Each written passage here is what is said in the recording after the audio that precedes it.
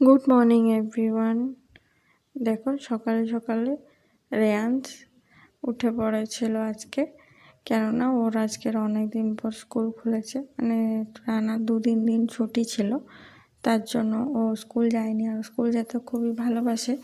তার জন্য ও আজকে নিজে থেকেই রেডি হয়ে গেছে। আর এগুলো হচ্ছে চোখের মেডিসিন, যেগুলো আমি লাগাই, ওর পাপা লাগায়। তো সেইগুলো হচ্ছে কারণ আমাদের চোখে এখন ইনফেকশন ধরা পড়েছে, তো সেইগুলো ও দেখছিল। ওর চোখে হয়েছিল, কিন্তু ওর চোখে ভালো হয়ে গেছে। আর এখানে আমি ওকে স্কুল যাওয়ার জন্য রেডি করে দিচ্ছি। ও রিক্সা চলেও আসবে। সকালে ওর খাবার খেতে একদমই চাইছিল না আজকে, ওর মন ভালো লাগছিল না। তো কি করবে, একটু অল্প খাবার খেয়েছে। আর স্কুলে আই কার্ডটা প্রত্যেক দিন ওকে পরে যেতেই হবে, না হলে ওর স্কুল যেতে ওর ভালো লাগে না। এই যে আমাদের ঘরের অবস্থা খুবই খারাপ, কারণ আমাদের ঘরে এখন কাজবাজ চলছে। আর এখন একটু ওকে মেডিসিন খাইয়ে দিচ্ছি আমি, কারণ ঠান্ডা লেগেছে, ওর কাশি হচ্ছে। তার জন্য ওকে একটু মেডিসিন খাইয়ে দিচ্ছি, জল খাইয়ে দিই। আর মেডিসিন খাবে মানে দেখো আমাকে বলছে আমি খাবো না, মেডিসিন খাবে সঙ্গে সঙ্গে আবার জলও দিতে হবে, নাহলে ওর বমি করে দেবে। তার জন্য মানে জলের বোতলটা হাতে নিয়েই থাকে। মেডিসিন দিলেই টুক করে জল খাবে। হয়ে গেল জল খাওয়া, মেডিসিন খাওয়া, সব কিছু রেডিও হয়ে গেছে। এবারে দেখতে যাচ্ছে রিক্সাটা আছে কি না, কারণ রিক্সা এলে রিক্সা করে যাবে আর কি। আর এখন গেছে একটু টয়লেট করতে। এই যে আমি ব্যাগও গুছিয়ে নিয়েছি, সব কিছু ব্যাগে চেন লাগিয়ে দিয়ে ওকে নিচে নিয়ে যাব ছাড়ার জন্য। দেখতে পাচ্ছ ঘরে ধুলো বালি সিমেন্টে পুরো ভর্তি হয়ে গেছে। আর কবে থেকে এইসব কাজবাজ চলছে, আরও অনেক দিন লাগবে। তো দেখা যাক কতদিন এভাবে শেষ হয়। এইগুলো এখানে সিমেন্ট আছে, তার জন্য সিমেন্টগুলো ঢাকা লাগিয়ে রেখে দিয়েছে তোমাদের দাদা আর কি। ও রিক্সা চলে এসছে, গেট ও নিজে খোলার চেষ্টা করছিল কিন্তু খুলতে পারেনি। এই যে আমি খুলে দিলাম। আমাদের ঘরের সামনে রাস্তায় কদিন আগে তো প্রচুর জল হয়েছিল, এত জল। আর এখন দেখো রাস্তাটা শুকিয়ে গেছে ভালো করে। ঘর থেকে বাইরে বেরোলেই যত রকমের দুষ্টুমিও শুরু হয়ে যায়। আর এখানে ছাদের উপরে মানে গাছের উপর থেকে একটা পোকা উড়ে চলে গেল, তো সেটা ওর লক্ষ্য পড়ে গেছিলো, তো সেটাকে ও দেখছিল, কালে ওর গায়ে এসে বসে পড়বে, ওই জন্য ভয় পাচ্ছিল। আর এইদিকে ড্রেনের সাইডের দিকে চলে যাচ্ছিলো, তো আমি ওকে ধরে ধরে নিয়ে যাচ্ছিলাম রিক্সার দিকে। এই যে ওর রিক্সা দাঁড়িয়ে আছে, ও একা করেই চলে যায়। এই যে বসে পড়লো, এবারে চলে যাবে।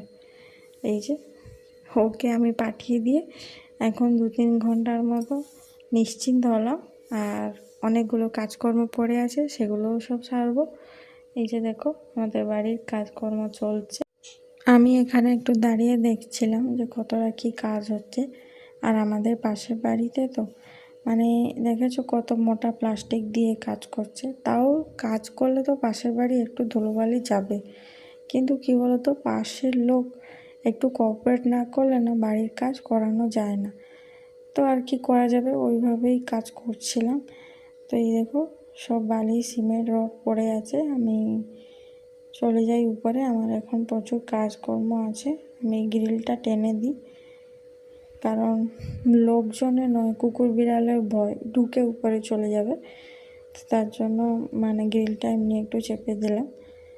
এই যে সব পড়ে আছে এখানে। আর এখন এসে ঘরে কিছুক্ষণ বসেছিলাম 10 মিনিট মতো, তারপরে একটু ছাদে গেছিলাম। ছাদেই পুঁই শাকগুলো হয়েছিল, তো সেগুলো নিয়ে এলাম, কারণ যেহেতু কাজ বাজ হচ্ছে নষ্ট হয়ে যাবে, তো নিয়ে এসে এগুলো রান্না করে দেবো। আর এইটা হচ্ছে তোমাদের দাদা নিয়ে এসেছিলো ভেটকি মাছ, তো সেগুলো ভেজে নিচ্ছি, ভেজে নিয়ে রান্না করব। এরপরে যাব আমরা, বেরোবো মানে 1:30 নাগাদ। দুপুরবেলা ডক্টরের কাছে অ্যাপয়েন্টমেন্ট আছে, তো সেখানে যাব। তাই জন্য আমি খুব তাড়াহুড়ো করে আজকে রান্নাবান্না করছিলাম আর কি। আর ভেটকি মাছ তো বেশি ভাজা লাগে না, আর খুব নরম মাছ, খুব অল্প অল্প করে মানে আলতো হাতে আর কি সে ভালো করে নাড়ছিলাম, কারণ একটু ভেঙে গেলেই মানে পুরো মাছটাই নষ্ট হয়ে যাবে। তো এই হয়ে এসছে আমার ভাজা, মাছ ভাজা। কি বলতো, সংসারে কাজকর্ম করতে করতে তো সারা দিনটা কীভাবে চলে যায় কিছু বোঝাই যায় না। আর এখন চলে আসছে শীতকাল, আরও প্রত্যেকটা দিন যেন আরও ছোট হয়ে আসছে। মনে হচ্ছে এই তো সকালবেলা ঘুম থেকে উঠেছিলাম, আর এখনই সারাদিনের ঘুম বলছি, সারাদিনের দিনটা শেষ হয়ে গেল, আর ঘুমও শান্তিতে হয় না, মানে ভালো লাগে না আর কি। তাড়াতাড়ি ঘুম থেকে উঠা হয় সকালবেলায়, ঠান্ডার সময় ঘুম থেকে যদি তাড়াতাড়ি উঠতে কেউ বলে তাহলে আরও বেশি কষ্ট, কিন্তু কিছু করার নেই, তাড়াতাড়ি তো ঘুম থেকে উঠতেই হবে, না উঠলে কী করে হবে, তাই না? এইখানে দেখো মাছটা নড়ছে, আর এই মাছ ভাজতে গিয়ে আমার হাতে তেল পড়ে গেছিলো, তেল পড়ে পুরো ফসকা পড়ে গেছিলো, ফসকা পড়ে দাগ হয়ে গেছে। কি করা যাবে? আর তোমাদের দাদা বলেছিল ভেটকি মাছটা একটু টক রান্না করতে, কারণ ভেটকি মাছের টক খেতে তোমাদের দাদা খুবই ভালোবাসে। আর এই জন্য আমিও রান্না করছিলাম, তার জন্য কুমড়ো আর আলু কেটে নিয়েছিলাম, কুমড়ো আলু দিয়ে টক করবো আর কি। এমনি শুধু ভেটকি মাছের টক করা যায় কোনো সবজি না দিয়ে, কিন্তু ভাবলাম যে কুমড়ো আলু দিয়ে, কুমড়ো যেহেতু ঘরে ছিল, একটু কুমড়ো আলু দিয়ে করলে একটু ভালো লাগবে। আর এই জানলাগুলো সব বন্ধ করে রাখতে হচ্ছে, কেননা মিস্ত্রি দেখছো তো দিয়ে কাজ করছে, তার জন্য জানলা খুলে সব ধুলো চলে আসবে। ও জানলা বন্ধ করে রান্না করছে। এই দেখো তেলের মধ্যে 5 ফোঁটন দিয়ে দিলাম। টক রান্না করা না সব থেকে ইজি, তাই টকটাই আমি বেশি ভালো কী বলবো তাড়াতাড়ি রান্না করি। আর তোমাদের দাদা যদি বলে যে একবার টক খাবে, আর তাহলে তো আর কোনো কথাই হবে না, টকই করে দিই, কারণ ঝোলে অনেকটা সময় লাগে, টকে এইভাবে হয়ে যায়। দেখো তাড়াতাড়ি, খুব তাড়াতাড়ি হয়ে এসছে। আর কুমড়ো আলুগুলো সিদ্ধও হয়ে গেছে, এর মধ্যে 2টো আমসিও দিয়েছি, আর একটু সর্ষে পেস্ট করে তার জলটা দিয়েছি। সর্ষের ওই কালো অংশটা দিইনি, কিন্তু এমনি ওই পেস্ট করে দিয়েছি। টক হয়ে এসছে, এবার নামিয়ে নেবো। নামিয়ে নিয়ে ওই যে পুঁই শাকটা নিয়ে এসেছিলাম ওইটা রান্না করব। ওটা আমার মানে তৈরি করে নিয়েছি, বেছে নিয়েছি, তো এবারে রান্না করব। প্রথমে একটু পেঁয়াজ লঙ্কা টঙ্কা দিয়ে ভালো করে ভেজে নিই, কারণ পুঁই শাকটা একটু বেশি করে পেঁয়াজ দিয়ে বানালে চচ্চড়ি টাইপের ভালো লাগে। আর একটু বেগুন আছে, আলু আছে, একটু দিয়ে বানাবো ইচ্ছা আছে আর কি। কিন্তু বেগুন কাটতে গিয়ে দেখলাম হাফেরও বেশি বেগুন পোকা, তো কি করব, ওই অল্প যা ছিল সেটা দিয়েই রান্না করে নিচ্ছি এখন। রান্না হয়ে গেলে তারপরে আর ঝিঙে দিয়েছিলাম, ওর মধ্যে কিছু কুমড়ো দিয়েছিলাম, অল্প কুমড়ো, যাতে খেতে ভালো লাগে। রান্নাবান্না শেষ করে এই যে আমরা বেরিয়ে পড়েছিলাম রেয়ান্সকে ওর স্কুল থেকে নিয়ে, ডক্টর দেখানো এখন আমাদের হয়ে গেছে। তো আমি ফুলকপির দাম জিজ্ঞেস করছিলাম রাস্তায় বাজারে, তো রেয়ান্স দেখো দুষ্টুমি করে কলাগুলো নিয়ে আসতে চেয়েছিল, তো তার সামনে দাঁড়াবে বলছিল, ওর পাপা বললো না ঠান্ডা হাওয়া লাগবে, তো তুমি পিছনে বসো। ও পিছনে বসলো, আমি বসবো তার পিছনে, মাঝখানে বসলে কি হয় হাওয়াটা একটু কম লাগে। তো এই যে এরপরে আমাদের মনে পড়লো যে ঘরে তো ফ্রিজে মাছ নেই, তাই মাছ একটু নিয়ে যাই। তো এই যে মাছের বাজারের দিকে যাচ্ছি, কিন্তু কি বলো তো, মাছের বাজারে গিয়েই তো বিপদে পড়ে গেছি, কেননা একদম কোনো মাছওয়ালা খোলা নেই, একটাও দোকান খোলা ছিল না, সবকটা দোকান বন্ধ হয়ে গেছিলো। শুধুমাত্র একটাই দোকান খোলা ছিল, মানে খোলা ছিল না, ও সবে মাছ নিয়ে বেরোলো আর কি, মানে দোকান লাগাবে, তো তার জন্য এসেছে আর কি। তো সেইখান থেকে মাছ নেবো। এ দেখো পুরো কেউ নেই, সবাই সব কিছু জিনিসপত্র গুছিয়ে টুছিয়ে দিয়ে বাড়ি চলে গেছে। এই বাজারে কেউ নেই, আর সামনে আরেকটা মাছ বাজার আছে, সেখানেও কেউ নেই। আর এইটা হচ্ছে আমাদের সোনারপুরে মাছ বাজার, প্রচণ্ড মানে কি বলবো স্লিপারি, এত স্লিপারি হয়, মানে তুমি যদি পা একটু মানে এদিক ওদিক করে ফেলো না, তাহলে পড়েই যাবে টুক করে। আমাদের সোনারপুরে এটা হচ্ছে মেন বাজার। এই যে এইদিকে সবজিও বসে, এইসব দেখো দোকানগুলো বন্ধ, তো কোনো দোকান বসেনি, তাই কি করব, বাড়ি চলে আসছিলাম।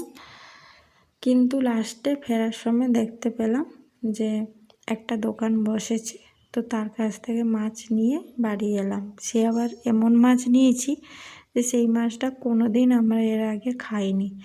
আজকে প্রথম দেখলাম আর প্রথম নিয়েও নিলাম, কারণ মাছ দোকানদার বলল মাছটা খেতে খুবই ভালো হবে, টেস্ট হবে, নিয়ে যাও, মাংসের মতো রান্না করবে, দেখবে খুবই ভালো লাগবে। তো আর কী করব, নিয়ে নিলাম। চলো তোমাদের দেখাই কি মাছ নিয়েছি। অনেক রকমের মাছ ছিল, আমি কিন্তু মাছগুলোর নাম বলতে পারবো না, তোমরা যারা জানো তারা কমেন্টে আমাকে অবশ্যই লিখবে। এই যে দেখো মাছগুলো দেখছো, তার ঠোঁটগুলো দেখছো কীভাবে লম্বা লম্বা।